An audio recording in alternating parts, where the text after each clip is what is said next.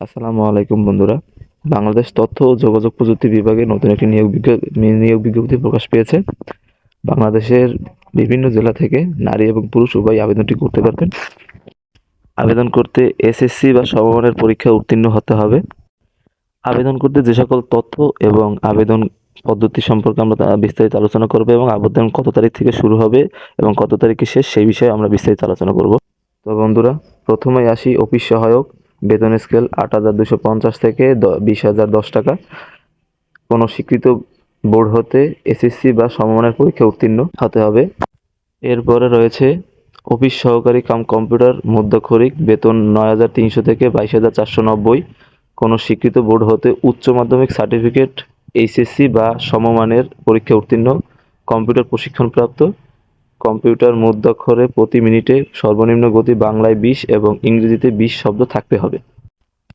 এরপরে যে পদটি রয়েছে কম্পিউটার অপারেটর, বেতন ১১,০০০ থেকে ২৬,৫৯০ টাকা।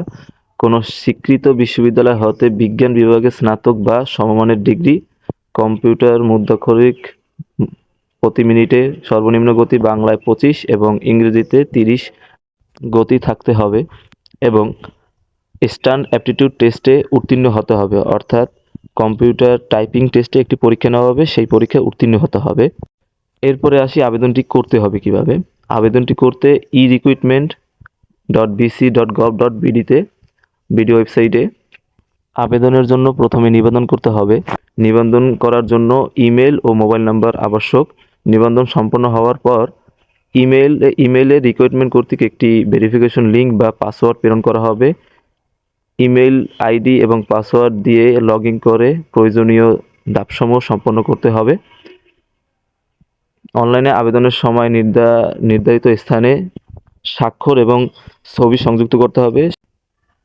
এরপরে পরীক্ষার ফি বাবদ কম্পিউটার অপারেটর ও অফিস সহকারী কাম কম্পিউটার মধ্যাক্ষরিক পদে আবেদনকৃত প্রার্থীদের ক্ষেত্রে সংশ্লিষ্ট ব্যাংকের সার্ভিস চার্জ সহ ২১২ টাকা এবং অফিস সহায়ক পদে আবেদনকারী প্রার্থীকে সংশ্লিষ্ট পদে ব্যাংকের সার্ভিস চার্জ সহ ১১২ টাকা ডিবিবিএল মোবাইল ব্যাংকিং, রকেট, বিকাশ, নগদের মাধ্যমে জমা করতে হবে।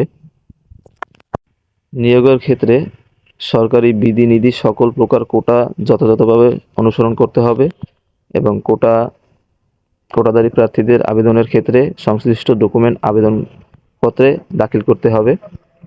এরপরে লিখিত ও ব্যবহারিক পরীক্ষায় উত্তীর্ণ প্রার্থীকে মৌখিক পরীক্ষার জন্য ডাকা হবে।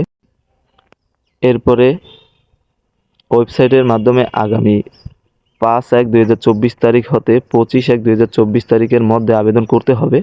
নির্ধারিত সময়ের পর কোনো আবেদন গ্রহণ করা হবে না এবং অসম্পূর্ণ ও ত্রুটিপূর্ণ আবেদন সফটওয়্যার কর্তৃক গৃহীত হবে না। অনলাইন ব্যতীত অন্য কোথাও আবেদন করা যাবে না। বাংলাদেশের কোন কোন জেলার প্রার্থীগণ আবেদন করতে পারবেন? ঢাকা, মুন্সিগঞ্জ, রাজবাড়ী, শরীয়তপুর, কিশোরগঞ্জ, ময়মনসিংহ, জামালপুর, চট্টগ্রাম, বান্দরবান, কক্সবাজার, ব্রাহ্মণবাড়িয়া, চাঁদপুর, কুমিল্লা, খাগড়াছড়ি, ফেনী, নোয়াখালী, জয়পুরহাট, পাবনা, নওগাঁ, চাঁপাইনবাবগঞ্জ, দিনাজপুর, গাইবান্ধা, কুড়িগ্রাম, লালমনিরহাট, নীলফামারী, পঞ্চগ্রাম, খুলনা, যশোর, ঝিনাইদহ, মাগুরা, সাতক্ষীরা, চুয়াডাঙ্গা, কুষ্টিয়া, মেহেরপুর, ঝালকাঠি, পিরোজপুর, বরগুনা, সিলেট, মৌলভীবাজার সহ সকল জেলার এতিম ও শারীরিক প্রতিবন্ধীগণ প্রথম ও দ্বিতীয় পদের জন্য আবেদন করতে পারবেন। একইভাবে তৃতীয় পদেও ওই সকল জেলার প্রার্থীগণই আবেদন করতে পারবে এবং সকল জেলার এতিম ও শারীরিক প্রতিবন্ধীগণও আবেদন করতে পারবে। আশা করি ভিডিওটি আপনাদের ভালো লাগবে।